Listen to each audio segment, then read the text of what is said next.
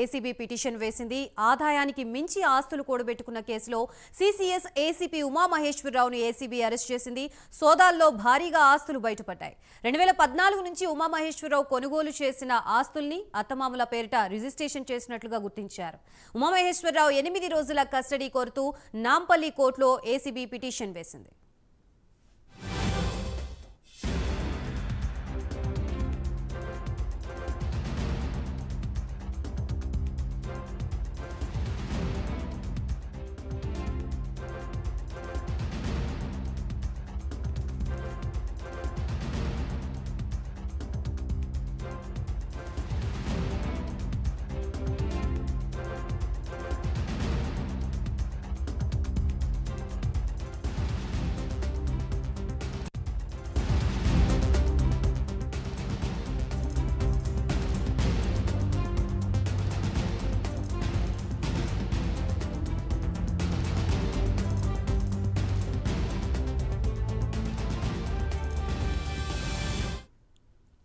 CCS ACP Umamaheswararao custody కోరుతూ నాంపల్లి కోర్టులో ACB petition వేసింది. ఆదాయానికి మించి ఆస్తులు కూడబెట్టిన కేసులో సీసీఎస్ ఏసీపీ ఉమామహేశ్వరరావుని ఏసీబీ అరెస్ట్ చేసింది.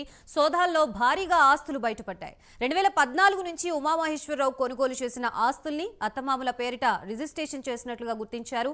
ఉమామహేశ్వరరావు 8 రోజుల కస్టడీ కోరుతూ నాంపల్లి కోర్టులో ఏసీబీ పిటిషన్ వేసింది.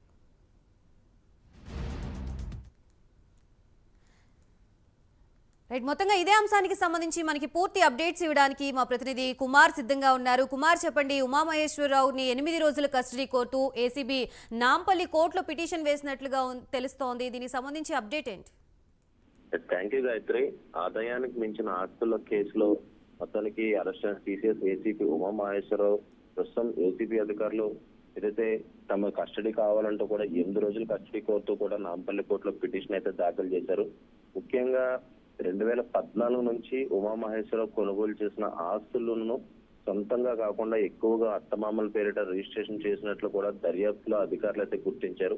ఈ నేపథ్యంలోనే 8 రోజులు కస్టడీ అయితే నాంపల్లి కోర్టులో పిటిషన్ అయితే వేశారు. ముఖ్యంగా 8 రోజులు కస్టడీ తీసుకొని తనను విచారిస్తే ఇంకా ఆదాయానికి మించిన ఆస్తులు ఇంకా ఏమేమి ఉన్నాయో, అలాగే ఎవరెవరితో ఇతను వ్యాపారాలు చేశారు, ఇవన్నీ బయటకు వస్తాయంటూ కూడా ఇప్పటికే 8 రోజులు కస్టడీ కోర్టు కూడా పిటిషన్ అయితే దాఖలు చేశారు.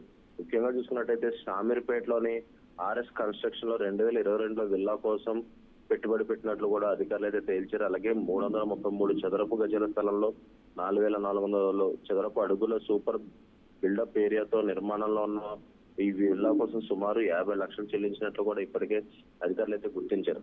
అలాగే 2017లో జవహర్ నగర్ అయ్యప్ప నగర్ కాలనీల సమీపంలో 255 సర్వే నంబర్ 3 గుంటల స్థలంలో ఓపెన్ ఫ్లాట్ కోసం 10 లక్షలు చెల్లించగా ఇది మదన్ మోహన్ పేరిట అయితే విక్రయ ఒప్పందం అయితే రూపంలో దీన్ని అయితే రాసుకున్నట్లు తెలుస్తుంది. అలాగే గట్కేసర్ మండలంలో గన్పూర్ గ్రామంలోని కోరస్ ఫ్లివోరాలో 159.2 చదరపు గజాల స్థలంలో ఓపెన్ ప్లాట్ కోసం 19,90,250 చెల్లించి దీన్ని తన అత్త సుశీల పేరిట రిజిస్ట్రేషన్ చేసినట్లు కూడా అధికారులు గుర్తించారు. అలాగే ఇక్కడే 239.54 చదరపు గజాల ప్లాట్ ను కూడా మామ సతీష్ బాబు పేరిట 2020లో రిజిస్టర్ చేయించినట్లు, దీనికోసం సుమారు 37,54,000 చెల్లించినట్లు కూడా అధికారులు అయితే గుర్తించడం జరిగింది. ముఖ్యంగా ఏదైతే ఇవన్నీ కూడా అంటే ఉమామహేశ్వరరావుకు సంబంధించిన ఆస్తులు చిట్టా తేల్చేందుకు కూడా మొత్తం సోదాల్లో ఏదైతే జరిపిన సమయంలో హైదరాబాద్ లో మరో డిఎస్పీ ఇంట్లోనూ కూడా అదే సమయంలో సోదాలు చేయడం కూడా ఒక చర్చనీయాంశంగా మారింది. ముఖ్యంగా బర్కత్పూర్ హౌసింగ్ బోర్డ్ కాలనీలో తారగ్రామ ఎస్టేట్ లో TS cyber security bureau Mandadi Sudheer Reddy flat లో కూడా అవినీతి నిరోధక శాఖల అధికారులు అయితే సోదాలు అయితే నిర్వహించారు. ముఖ్యంగా ఉమామహేశ్వరరావు ఇంట్లో ఉదయం 6 గంటల నుంచే సోదాలు నిర్వహించి తనకు సంబంధించిన ఆస్తుల చిట్టా మొత్తం, అలాగే తను డీల్ చేసిన కేసులన్నింటినీ కూడా ఏదైతే అధికారులు స్వాధీనం చేసుకున్నారో ఈ నేపథ్యంలోనే తనను ఇంకా విచారించాలంటూ కూడా ఇప్పటికీ నాంపల్లి కోర్టులో 8 రోజులు కస్టడీ పిటిషన్ అయితే దాఖలు చేయడం జరిగింది. Gayatri. Right Kumar, so ACB వాళ్ళు సర్చ్ చేసినప్పుడు ఇల్లీగల్ యాక్టివిటీస్ కి సంబంధించి కూడా డాక్యుమెంట్స్ సబ్మిట్ చేసే ఈ కస్టడీ అనేది కోరి ఉంటారు కాబట్టి సో కస్టడీకి ఇచ్చే అవకాశం ఉందా? ఇస్తే వీళ్ళ తరపు ఎవరున్నారు, దీని తరపు వాదించే వాళ్ళు ఎవరున్నారు, దీనికి సంబంధించి ప్రూఫ్స్ ఏమైనా సబ్మిట్ చేశారు?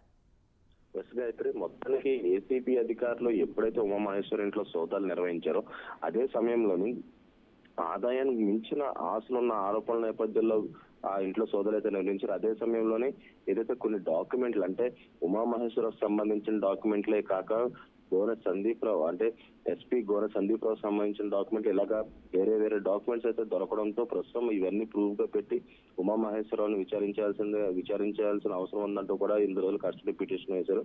ముఖ్యంగా గోనె సందీప్ రావు చూసుకున్నట్టయితే ఫోన్ ట్యాపింగ్ కేసులో కూడా ఒక కీలకమైన వ్యక్తి. ఇదే నేపథ్యంలోనే వీళ్ళందరికీ ఏ సంబంధం ఉన్నాయి అంటే ఉమామహేశ్వరరావు ఈ గోనె సందీప్ రావుతోనే కాకుండా పలువురు పోలీసులతో బినామీగా పేరిట ఏదైతే వ్యాపారాలు చేసినట్లు కూడా అధికారులు అయితే గుర్తించారు. ఈ డాక్యుమెంట్స్ నేపథ్యంలోనే అన్ని కూడా కోర్టులో సబ్మిట్ చేసి వీటికి సంబంధించి విచారించాలని, అలాగే మరొక పక్క ఈ ఫోన్ ట్యాపింగ్ కేసులో కీలకమైన వ్యక్తి గోనె సందీప్ రావుకి అలాగే ఉమామహేశ్వరరావుకి సంబంధించి వీళ్ళిద్దరి మధ్య ఏ పరిచయం ఉందో, అలాగే వీళ్ళిద్దరు కలిసి ఏ బిజినెస్ చేశారు, ఒక ఫోన్ ట్యాపింగ్ ద్వారా వచ్చిన అమౌంట్ ద్వారా చేశారా, లేదంటే ఉమామహేశ్వరరావు సంబంధించి కేసు డీల్ చేసిన దానికి సంబంధించి వ్యాపారాలు చేశారన్న కోణంలో విచారించేందుకు కూడా వీళ్ళందరూ దీనికి సంబంధించి ప్రూఫ్లు అయితే సబ్మిట్ చేసిన తర్వాత 8 రోజులు కస్టడీ పిటిషన్ అయితే దాఖలు చేశారు.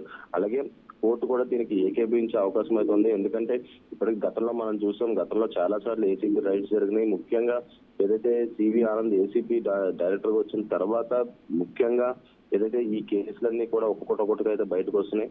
ఈ నేపథ్యంలోనే ప్రతిసారి కూడా ప్రతి ఒక్కరు కూడా కస్టడీ ఇచ్చిన తర్వాత నిజాన్ని బయటకైతే తీసుకురావడం జరిగింది. ఈ నేపథ్యంలోనే ప్రస్తుతం ఉమామహేశ్వరరావు కేసు కూడా ఒక హై ప్రొఫైల్ కేసు కింద చూడొచ్చు. ఎందుకంటే ఈ కేసులో సుమారు 50 కోట్ల పైబడిన ఆస్తులు అయితే ఏసీబీ అధికారులు పట్టుకున్నారు. ముఖ్యంగా అది గవర్నమెంట్ వాల్యూ ప్రకారం చూసుకుంటే అలా ఆ వాల్యూ ఉంది, అలాగే మార్కెట్ ప్రకారం చూసుకుంటే దానికన్నా రెట్టింపు వాల్యూ ఉంటుంది. కాబట్టి ప్రస్తుతం అలాగే బాధితులు అంటే సిసిఎస్ సంబంధించిన పోలీస్ కేసుల కోసం వచ్చిన బాధితులపై కూడా ఏదైతే ఉమామహేశ్వరరావు తన చేతివాటం చూపించినట్లు తెలుస్తుంది. అలాగే ఈ నేపథ్యంలోనే ప్రతి ఒక్కరికి న్యాయం చేయాలి కాబట్టి ఏదైతే ఏసీబీ అధికారులు దీనిపై పూర్తి దృష్టి సాధించి కస్టడీ తీసుకున్న తర్వాత ముఖ్యంగా దీనిపై అన్ని బయటకు వచ్చే అవకాశం అయితే ఉంది. Gayatri. Right, thank you for the update Kumar.